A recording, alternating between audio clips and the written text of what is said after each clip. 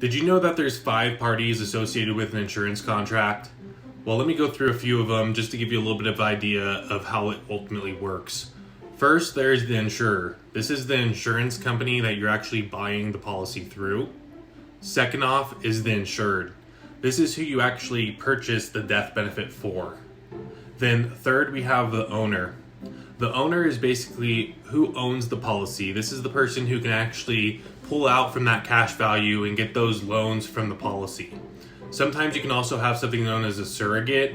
This is part of the owner, but you can place it on, let's say, a child. So if you placed it on a child, for instance, and bought it for your child, you could still pull out that cash value for yourself and take loans against it. Ideally, you always want to try and pay it back to restore what the face amount of the death benefit is.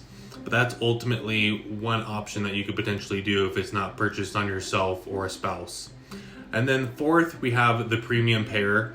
This is who's paying the premium each and every month. So it could be me, it could be your wife. Ultimately, it could be grandparents if you wanted to, if they were buying it on you.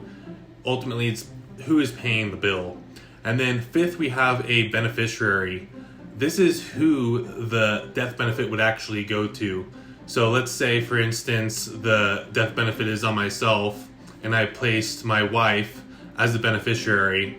In my unfortunate passing, then that money would go to the beneficiary or my wife. You can also have something known as a contingent beneficiary. So if you and your wife unfortunately passed away at the same time, you could name your children as well to receive that money.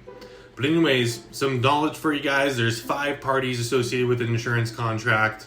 And hit me up if you're interested. We can talk a little bit more about some different ideas for you and your family. All right, you guys have a good one.